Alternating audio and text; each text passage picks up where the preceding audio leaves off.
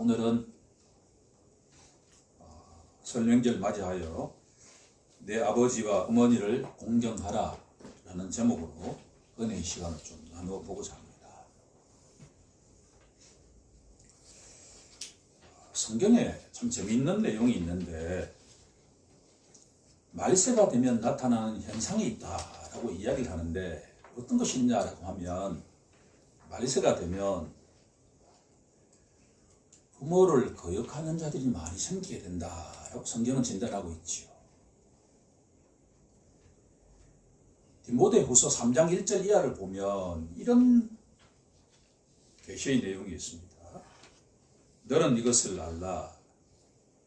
말세에 고통하는 때가 이르러 사람들이 자기를 사랑하며 돈을 사랑하며 교만하며 비방하며 부모를 거역하며 감사치 아니하며 이렇게 계속 나옵니다. 이 말씀에 비춰보면 오늘날이 말세다라고 하는 것을 충분하게 이해하기에 충분하죠. 로마서는 부모를 거역하는 자를 이방인들이 행하는 악행 중 하나다라고 우리에게 진단하고 있습니다. 로마서 1장 28절 이하를 보면 또한 그들이 마음에 하나님 두기를 싫어하며 하나님께서 그들을 그 상실한 마음대로 내버려 두사 합당하지 못한 일을 하게 하셨으니 라고 하면서 계속 열거되는데 그 가운데 하나가 부모를 거역하는 자라고 되어 있습니다. 부모님의 말씀을 거역한다라고 하는 것이 성경적으로 보면 말세의 현상인 동시에 이방인들이 행하는 악행 중 하나다라고 이야기하고 있지요. 본문 속에 들어가 보면 모든 성경은 다 이방인들에게 주시는 말씀이 아니라 예수 믿는 자들에게 주시는 말씀이에요. 예수 믿는 자들에게 자녀들의 입장은 어떤 입장이냐 그러면 순종하는 자리에 있습니다. 자녀가 아는 사람이 없죠. 부모가 없는데 우리가 어떻게 이 땅에 태어날 수가 있을까요? 자녀의 입장은 순종하는 자예요. 부모는 어떤 입장이 있는가? 양육하는 자의 입장이 있다라고 하죠. 여기에 나와 있는 내용은 우리의 육적인 부모와 자녀의 관계도 말하는 동시에 영적인 관계도 말하고 있다라고 볼 수가 있습니다. 교회 공동체 내에서는 목회자가 부모에 해당된다고 한다면 일반 성도들은 자녀에게 해당된다고 볼 수 있지요. 그러면 이 내용을 다양하게 적용할 수 있다는 걸 전제를 하면서 첫 번째 내용부터 한번 가보죠. 자녀들아 주 안에서 너희 부모에게 순종하라 라고 되어 있습니다. 첫 번째 갈려의 정답은 순종하라 라는 내용이죠.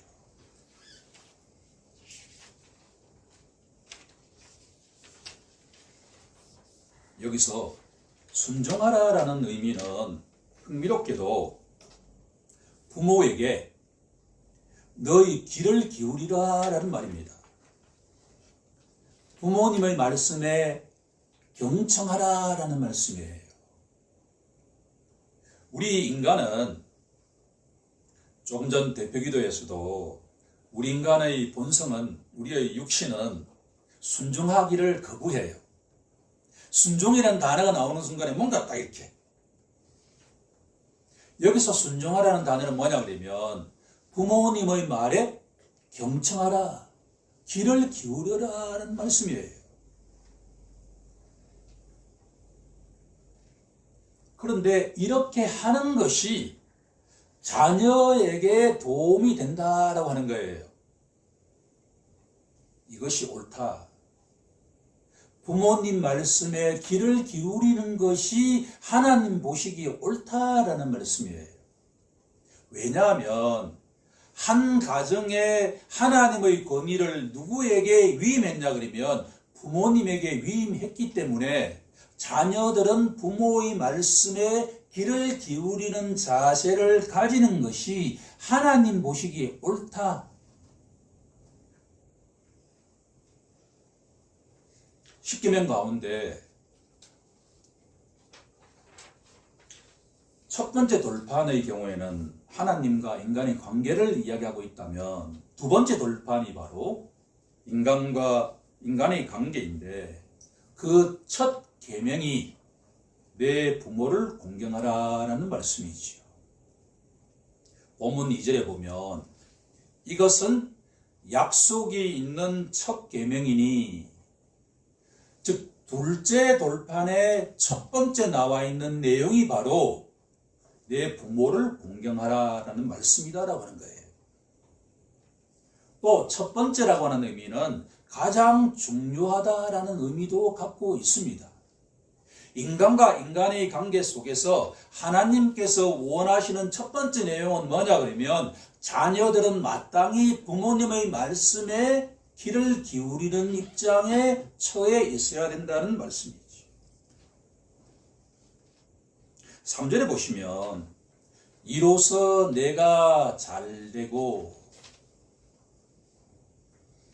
설명절을 맞이하여 우리가 이 땅에서 잘되는 방식 가운데 하나님이 지정해 놓으신 길은 부모님의 말씀에 진정으로 귀를 기울이는 자세를 취할수록 하나님께서 복을 주신다라는 것을 명심하는 우리 모두가 되길 간절히 소망합니다. 아멘. 땅에서 장수한다라는 말씀은 뭐냐 그러면 영원한 유업을 얻게 된다라는 의미입니다.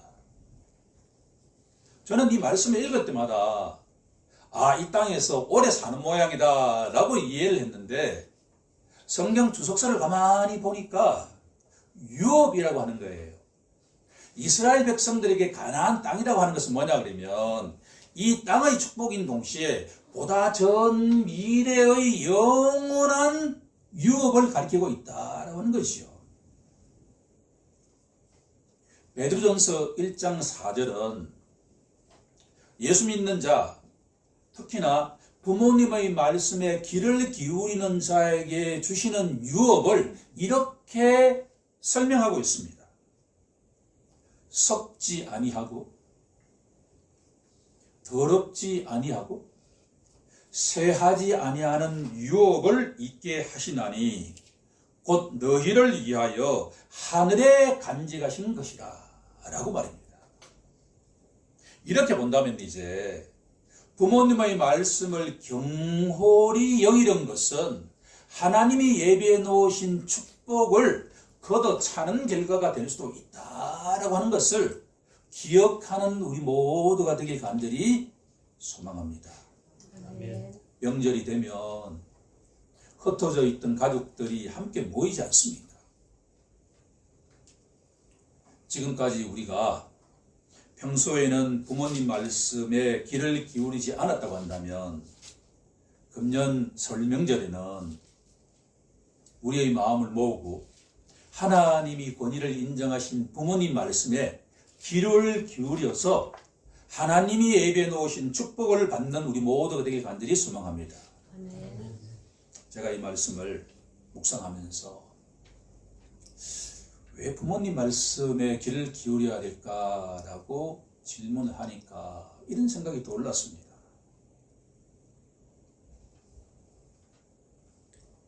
시간이 지나면 곧 우리가 귀를 기울일 그 부모님이 이 땅을 떠나시죠. 시간은 참 빨리 갑니다. 평소에 우리 부모님에게는 귀를 기울일 만한 게 아무것도 없어 라고 생각하더라도 곧 그 부모님이 이 땅을 떠나십니다. 그러면 우리가 들을 기회가 없게 되죠. 우리 모두 혹시 우리 주위에 부모님이 살아 계신다고 한다면 아니면 우리의 이 사람이 계신다고 한다면 그분의 말씀에 귀를 기울이는 우리 모두가 되길 간절히 소망합니다. 아멘. 두 번째, 보다 중요한 내용은 아비들이에요. 자녀들에게 먼저 순종을 요구한다고 해서 불만을 가질 필요가 없습니다. 아비들, 즉 부모들에게 요청하는 성경적인 계시는 더 엄중하기 때문입니다. 아비들아, 자녀들을 뭐 하지 말라? 노엽게 하지 말라. 그리고 뭘 하라? 양육하라. 부모는 이 땅에 살아가면서 믿음을 가지는 것이 가장 중요하지만 믿음을 가지고 난 뒤에 가장 중요한 것은 뭐냐 그러면 자녀들을 노엽게 하지 않으면서도 뭘 해야 된다는 거예요? 지속적으로 양육하는 자리에 있다라고 하는 것이죠. 자녀 양육은 믿음보다 월등히 더 어려워요. 알면 알수록 자녀 양육이 얼마나 힘든다는 것을 우리가 알게 됩니다. 노엽게 하지 말라라고 하는 의미는 자녀들을 약 오르게 해서는 안 된다는 거예요. 자녀들을 격양시켜서는 안 된다라고 하는 거죠. 자녀들을 경록해 해서는 안 된다라고 하는 거예요. 노엽게 하지 말라라는 말씀을 달리 풀어서 해석해 보면 자녀들을 인격적으로 무시해서는 안 된다라고 하는 거죠. 힘듭니다. 우리 눈에 자녀들이 우리 눈에 성이 안 찰 때 말이에요. 자녀들이 인격체로 보이는 것이 아니라 어떻게 보이죠? 소유물로 보이시죠.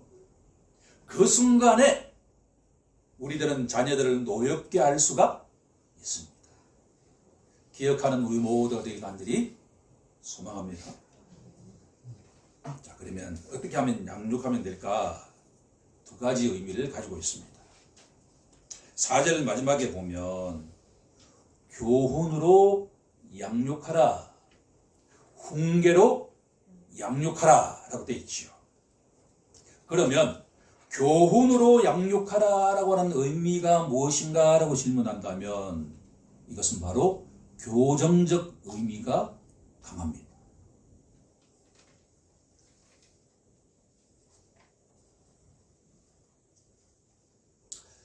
우리 눈에 넣어도 아프지 않을 자녀가 어린아이 시절을 겪고 청소년기를 겪고 성장하게 되면 자연스럽게 잘못한 짓이 생기죠. 그것이 인간이죠. 그럴 때 부모가 정확하게 교훈해야 된다, 교정해야 된다라고 하는 거예요. 잠언서 29장 15절은 이렇게 선포하죠.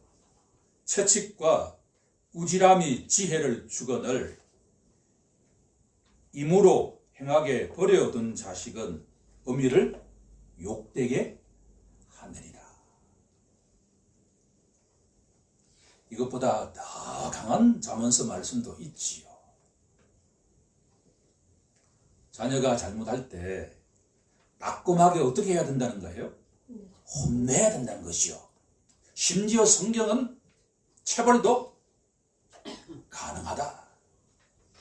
자녀들을 때려도 죽지 않는다는 이야기예요. 이걸 문자적으로 받아들이면 안 됩니다. 이것을 잠언에 이렇게 되어 있으니까 이렇게 잠언서를 읊어주면서 때리면 안 된다는 이야기예요. 이럴 때 가장 중요한 것은 뭐냐 그러면 저도 그 점에서는 참 반성을 많이 하는데 자녀가 옆에 있는 친구의 필통에 연필을 슬쩍 했단 말이에요. 그럴 때 부모가 자녀를 딱 홀로 아무도 없는 자리에 둘이만 있는 상태에서 인격적으로 대하면서도 눈을 정확하게 보면서 친구의 연필을 아무 이야기 없이 가져오는 것은 잘못됐다라고 정확하게 이야기해 줘야 된다는 이야기예요. 그런데 우리는 어떻게 할 수가 있죠? 매질을 먼저 할 수가 있죠. 그렇게 해서는 안 된다는 이야기예요. 이것은 연필을 훔치는 이야기가 아니라 여러 가지 수많은 잘못을 저지를 때 부모는 그 자녀를 인격적으로 대해야 된다는 거예요. 동생들이나 형이 있는 앞에서 막 이렇게 매질내서는 안 된다는 이야기죠. 둘이 있는 관계에서 그 자녀에게 눈을 정확하게 보면서 뭘 잘못되었는지를 이야기해주고 교정을 하게 해야 된다는 이야기죠.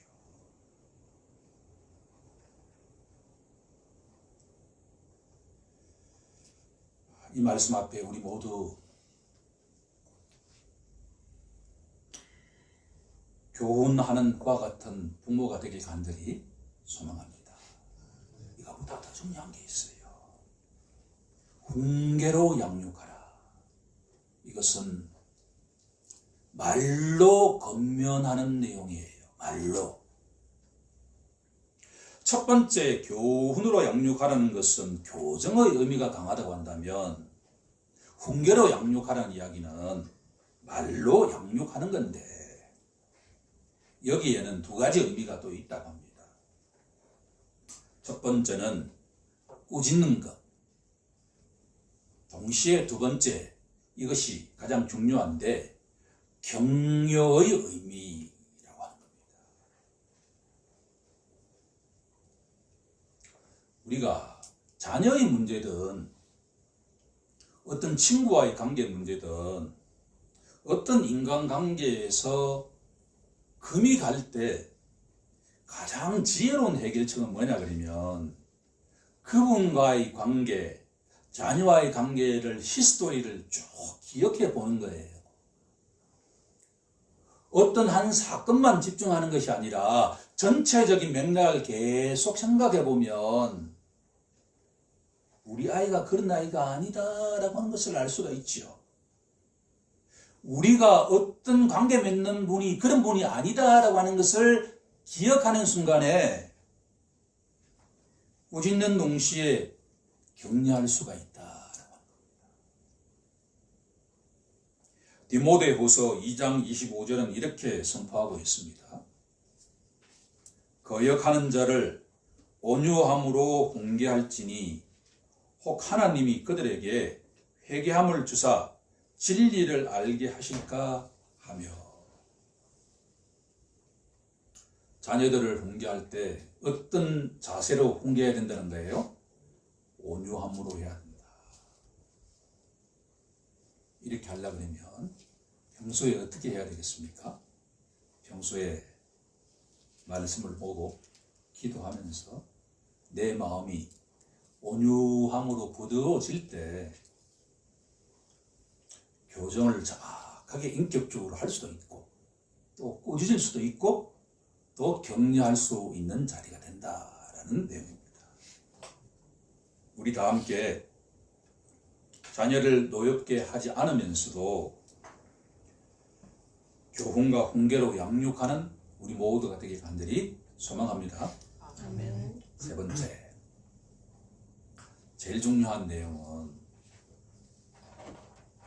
첫 번째 자녀들에게 순종하라고 말씀을 할 때도 1절 중반에 뭐라고 되어 있죠? 누구 안에서? 주 안에서 해라. 우리가 말이에요. 아무리 부모님의 말씀에 귀를 기울이려고 해도 내 힘으로는 그것이 일시적으로는 가능할지 몰라도 지속되기는 어렵다라고 하는 거예요. 우리가 부모님 말씀에 경청하는 자가 되기 위해서는 어디 안에 있어야 된다는 거예요? 주 안에 있을 때 가능하다. 부모가 자녀들을 노엽게 하지 않고 양육할 수 있으려면 내 힘을 가지고서는 불가능한데 누구 안에 있으면 가능하다는 이야기예요? 주 안에 있을 때 가능하다 그런 이야기예요. 주 안에서. 주의 교훈과 훈계로 양육할 때 우리들은 자녀들을 올바른 길로 양육할 수가 있다라는 내용이죠. 자, 그러면 어떻게 하면 이렇게 될 수 있을까라고 질문할 때 우리 다 함께 에베소서 5장 20절과 21절을 합독해 보도록 하겠습니다. 시작. 범사에 우리 주 예수 그리스도의 이름으로 항상 아버지 하나님께 감사하며 그리스도를 경외함으로 피차 복종하라. 피차 뭐 하라고요? 복종하라. 복종하라 그러면 의대 용어 같아요? 군대 문화 용어잖아요. 마음이 좋아요? 싫어요? 싫어요. 뭔가 하고 싶은데 복종하라 그러면 싫어져. 근데 여기서 복종하라는 의미는, 원어의 의미는 뭐냐 그러면 존대하라는 의미예요. 존대하라. 피차 존대하라. 여기서 피차는 누군가요? 자녀와 부모들은 서로 어떻게 해야 된다는 거예요? 존대해야 된다. 이게 주 안에서 이루어지는 내용이에요. 되게 어렵습니다. 자녀가 잘못했을 때 부모들은 그 자녀를 인격적으로 보는 것이 아니라 교정해야 될 대상으로 바라보게 돼요. 최소한 제 경험에는 그렇습니다. 여러분들은 안 그러실지 모르겠지만 저는 그와 같은 경험을 많이 했습니다. 그런데 왜 그런가를 보니까 그 순간에 제가 어디 안에 있지 않았기 때문이죠. 주 안에 있지 않았기 때문이다. 예수님을 모른다 그러면 주 안에 있을 수가 없죠. 그리스도 밖에 있는 자죠. 자, 그러면 우리가 주 안에 있다는 것이 무슨 의미인가라고 생각한다 그러면 바로 예수님과 성부 하나님과의 관계를 생각하면 된다. 그런 이야기예요.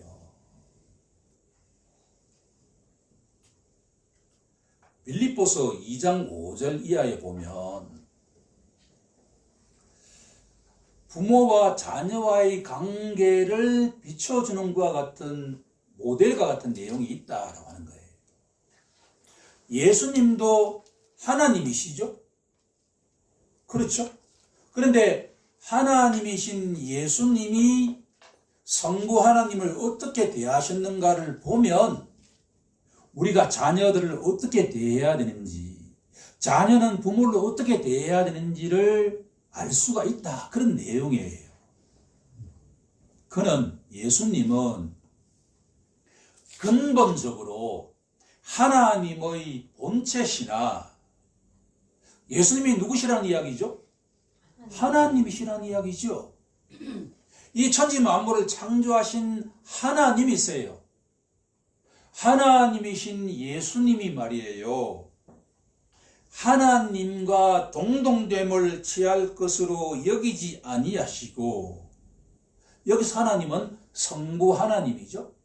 아버지 하나님과 동등됨을 취하지 아니하시고 오히려 자기를 비워서 종의 형체를 가지사 사람들과 같이 되셨고,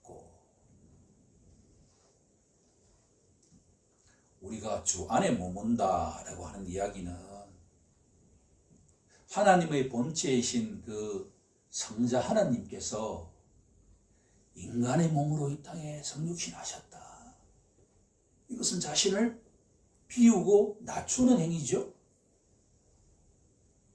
자기를 낮추사 죽기까지 복종하셨으니 곧 십자가에서 죽으심이라. 우리가 자녀로서 부모님 말씀에 청종하는 자가, 준행하는 자가 되는 유일한 길은 하나님의 본체이신 예수님께서 자신을 비우시고 낮추셔서 이 땅에 인간의 몸으로 오셔서 우리 각자의 죄와 허물을 위해서 십자가에 돌아가셨다라고 하는 것을 날마다 묵상하지 않으면 절대로 우리들은 부모님의 말씀에 청종하는 자가 되지 않는다라고 하는 이야기죠. 제가 기분이 좋고 컨디션이 좋을 때는 부모님께 일시적으로 듣는 척할 수 있어요. 그런데 그 이야기는 다 어떻게 되죠? 다 지나가죠. 최소한 제 경험에는 그렇습니다. 솔직히 제 경험을 보면 선친의 말씀 속에 제가 얼마나 귀를 기울였는가라고 생각하면 후회할 점이 많죠. 내 마음속에 어떤 마음이 있냐 그러면 우리 부친께서는 대학의 사정을 모르실 거야. 대학 교육을 받지 않으신 분인데 대학의 사정을 알 수가 있을까? 그래서 굳이 말씀드려봐야 모를 거야 라는 생각이 제 마음속에 가득하다 보니까 부모님에게 조언을 굳이 구하지 않지요. 내가 지금까지 다 의사결정해가지고 이렇게 잘 왔는데 굳이 부모님에게 의견을 물을 필요가 있을까라는 게 내 마음의 주된 생각이었기 때문에 그저 대화가 그냥 이렇게 피상적인 대화로 이렇게 흘러가죠. 이렇게 내 인생의 중요한 문제를 부모님에게 직접 상의드린 경험이 별로 없다라고 하는 것이 저의 솔직한 경험이었다라고 하는 거죠. 하지만 하나님의 본체이신 예수님께서는 자신을 낮추시고 자신을 비우시고 아무런 자격 없는 우리 각자를 위해서 십자가에 돌아가실 정도로 겸손하신 분이시기에 그분은 항상 기도할 때 자신의 생각과 자신의 요구를 아버지께 올려드린 것이 아니라 말씀하옵소서 제가 듣되 내 뜻이 아니라 아버지 뜻대로 행하길 원합니다 라고 기도하셨다라고 하는 거지요. 여기 나와 있는 이 말씀은 자녀들은 성자 하나님에 해당되지요. 아버지 말씀을 순종하신 분입니다. 항상 성부 하나님 말씀에 귀를 기울이신 분이 우리가 믿고 의지하는 예수 그리스도인 줄로 믿습니다.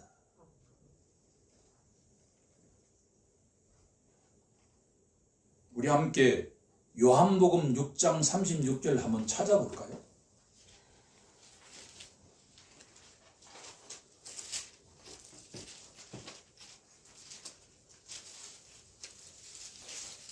요한복음 6장 38절 이하를 보시면 예수님께서 이렇게 고백하고 계십니다. 내가 하늘에서 내려온 것은 내 뜻을 행하려 함이 아니요 나를 보내신 이의 뜻을 행하려 함이니라. 39절에는 나를 보내신 이의 뜻은 내게 주신 자 중에서 내가 하나도 잃어버리지 아니하고 마지막 날에 다시 살리는 이것이니라. 40절에 보면 내 아버지의 뜻은 아들을 보고 믿는 자마다 영생을 얻는 이것이니 마지막 날에 내가 이를 다시 살리리라. 예수님께서 이 땅에 오셔서 33년 동안 삶을 사실 때 항상 자기 뜻이 아니라 누구 뜻을 가장 우선시했다는 거예요? 하나님의 뜻, 아버지의 뜻을 존대하셨다라고 하는 거죠. 이것은 결코 쉬운 일이 아닌 줄로 믿습니다. 우리가 십자가 보혈에 의지하여 믿음에 의지하여 제사함을 받았지만 우리의 철천지 원수 가운데 하나인 우리의 육신은 하나님의 뜻보다 누구 뜻을 더 존중하는 본성이 있다는 거예요. 내 뜻을 찾지요. 그것이 우리의 실상 아닙니까?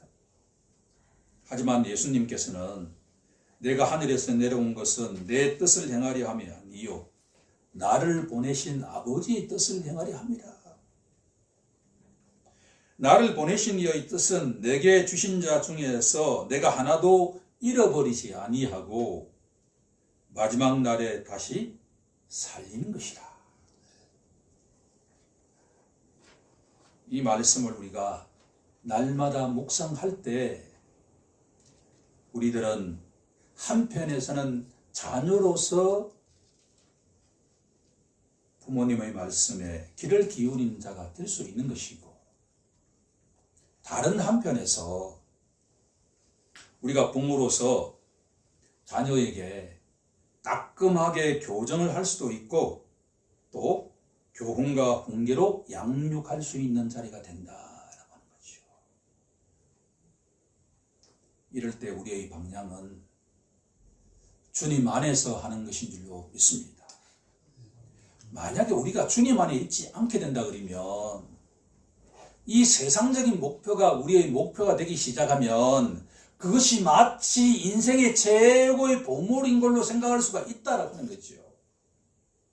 물론 이 세상에서 직업은 너무나 중요하고 이 세상에서 중요하지 않은 것이 없지만 가장 중요한 것은 우리가 주님 안에 머물 때 우리들은 하나님께 인정받는 길은 바로 예수님을 잘 믿으면서 하나님이 맡기신 그 사명을 잘 감당하는 것인 줄로 믿습니다. 우리 다 함께 이 설 명절을 맞이하여 주님 안에서 서로 존대하는 부모, 존대하는 자녀가 되길 우리 주 예수 그리스도 이름으로 간절히 축원합니다.